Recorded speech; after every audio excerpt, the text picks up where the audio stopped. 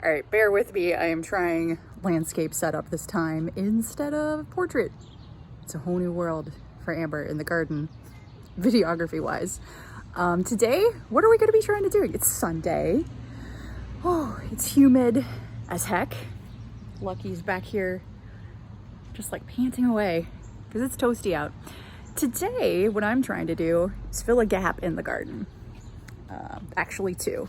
First one, I'll take a little turnaround and you can see it. So this is gap number one. One of the things that I like to do every year is use these plant bags to add some vertical interest to my fence line here.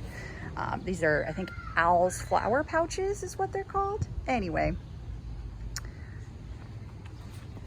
the way you start it is by putting little petunia seedlings in each one of these holes, and then they grow out and become glorious, and eventually you never see the bag at all. Well, unfortunately for this bag, some of them didn't make it. I think the actual plants ended up like sinking down past the hole, and they just didn't get a chance to grow. But that's okay, because it's definitely possible to buy new plants and stick them in and no one will be the wiser. So that's one gap that I want to try to fill today, so that this plant bag looks a lot more like its friends down there. All right, another challenge that maybe you've run into too is that you plant stuff in your garden for certain seasons and it looks gorgeous, but then there are other seasons where nothing is blooming. And that's what I'm running into in the second gap in my garden. So let's take a look at that. So this is gap number two. In the spring, there are daffodils that run this entire area here and make it really cheery. Eventually, and maybe not that far away, there will be dahlias in these plant sacks that will grow up. In fact, they're looking great, and there's already some blossoms getting ready to open up. In the fall, the aster here will put on a beautiful show with some purple blue blossoms. The foxglove in the spring. The irises, that was how I was trying to fill this gap right here, bloom in early spring, but then nothing much is happening here. Nothing much at all. And so something I want to take a look at today when I go to the garden center is what can I use to fill this space? Because it's still going to be a while before the dahlias actually start blooming and filling in. So what could we put here? I have some ideas. I mean, to be fair, I have already started adding, they're between blooms, but the salvia here will bloom all season. The dianthus, they need some deadheading, should keep going. Just put the seed pods there in case they want to reseed. And I actually have some veronica, which will stay pretty short. Some veronica I want to put in here, but something needs to go here in the middle. We're going to find out what it is. At least that's my goal today, to get out of the house and go find something that can kind of fill in this area without making it difficult to see the dahlias when they start to bloom, because that is a gorgeous show that I look forward to every year. Might be some daisies, because over here you can see how glorious the daisies are. The crazy daisy here, banana cream, ooh, looking good. Got some coneflower coming out. I think this is powwow white. I think it might be the lemon drop. Ooh, I can't remember, I'm blanking. But then we've got brown-eyed Susan. Ooh, forget what this one is called. I'd have to look it up, but I know this one's cappuccino. Love that color variation. And I think we got another, well, this is another coneflower coming up. So anyway, there's good color through here, almost insanely good. And then it's just like dead air. So anyway, this is the cool part of the year. Not cool temperature wise, but cool in that you've already gotten everything in the ground, and now it's about finding those little gaps and opportunities to improve your garden bit by bit. And like I said, today it's gaps in color. And that can have to do with seasons, but for the petunias, it's just that they're gonna bloom all season long, and I'm missing out on some color in that plant bag. And this bed, this time of year, is where there's just a gap. So let's see what we can accomplish today. Well, here is the haul that I got from the garden center. What was weird was that they did not have any purple or fuchsia colored petunias. All they had was red. And while I think it might work, it might also be just a little too crazy. So I've got, as you can imagine, this is gonna be, to fill in these gaps would be all red. And that's just gonna look a little strange, I think. So this is part of where in gardening you gotta get creative.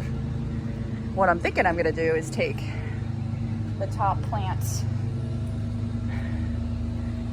from the top of each of these grow bags and stick them in the slots, so at least the color choices along the middle to bottom of the plant pouches will look consistent.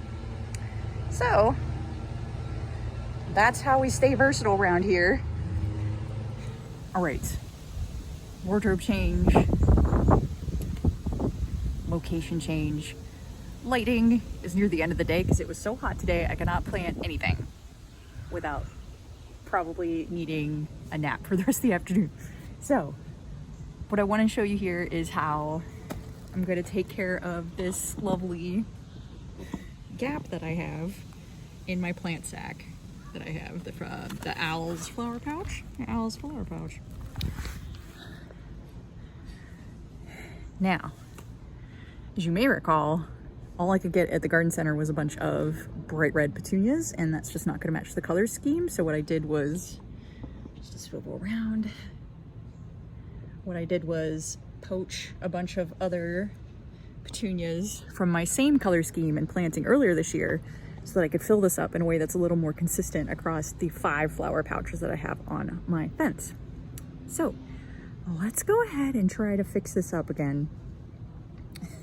It's going to be a little interesting because usually I plant these starting at the bottom, put the plants in, add soil, next row in, add soil.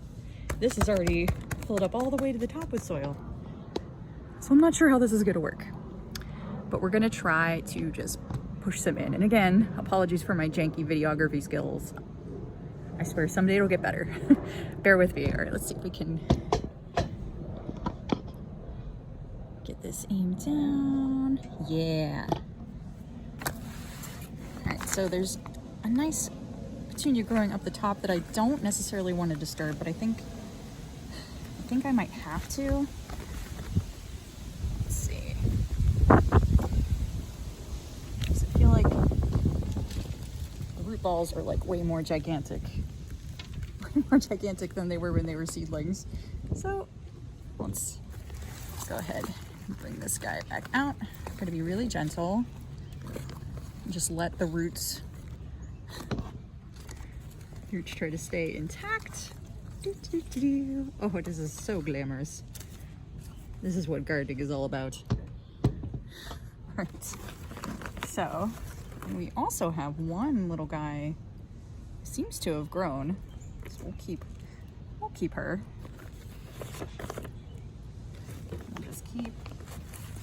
I'm gonna work down to the 2 holes that I have. Oh wait, I gotta go farther than that.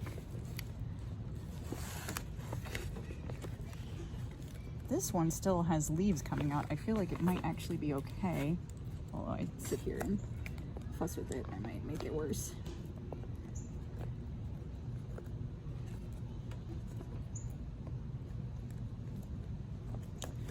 We'll see. But the thing about these is petunia bags.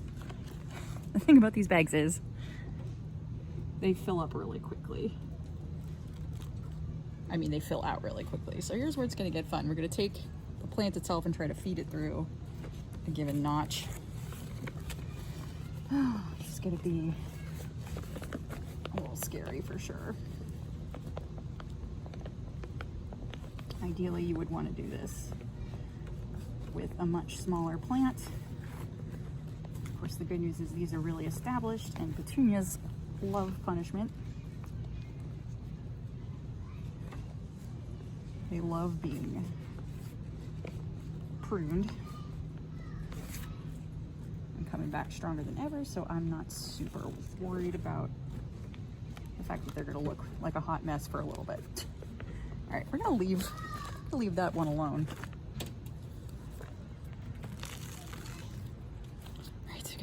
all that was left were all these blackberry sophisticata, I think. Petunias, the really nice, dramatic, purpley black. But it's okay. They would, even if they are all the same color and all the other pouches are like a million different colors, at least it's all the same color scheme without adding in a whole nother color. Which is what I'd have to do with the reds, and I just don't wanna. All right, so at this point I'm gonna feed a little bit of soil around the base. This one. Let's go ahead and let's see. Oh, that's right. I got options. Let's get this guy going through.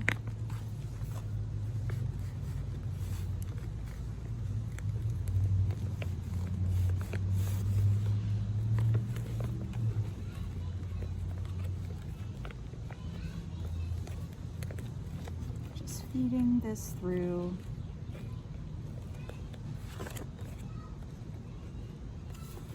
There we go. All right, I'll push some of the soil back in to make sure that there's a nice amount of soil over the root ball. And we got this little guy. We'll feed through right there. Then we're going to take what was our crown jewel option and feed it through this other one.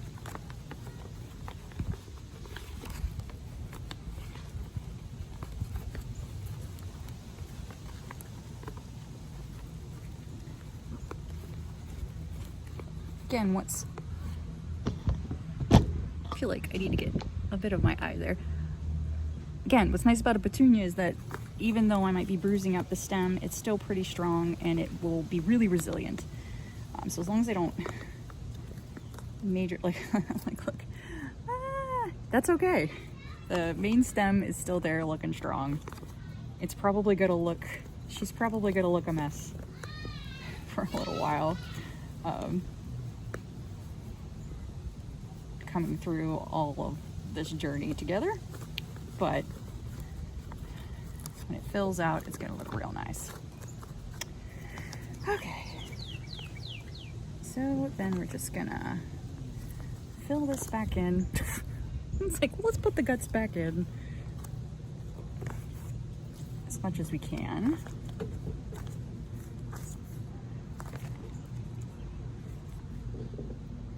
And I think I have one extra plant from another part of the yard, but I'm not exactly sure what color it is, and that's a risk that I don't know that I want to take. So I think I'll find a different home for this one. She was in a shady part of the yard, and petunias don't love shade. They'll still make it, but that's not where they are happiest. So let's see what this looks like hung back up on the wall. And this is what the filled out plant bag looks like. It's not super glamorous because, like I said, these plants have been through a journey. They made it through to the other side, and it'll take a while for them to fill back out and get established, but it's gonna look a lot better than it did when there were like 6 gaps up here. One other thing to remember about flower pouches is that it's good to leave a bit of a gap up here at the top, because that lets water collect, at least when, whoa, don't mind my LED light jump. Whether it's rainwater or whether it's your watering implement, you want to make sure that it can have a chance to collect here and then soak all the way through down to the bottom. So hopefully I have it in my brain to remember to give you an update on it, but eventually it'll be all flushed out like these other ones, giving us a nice little bit of vertical interest.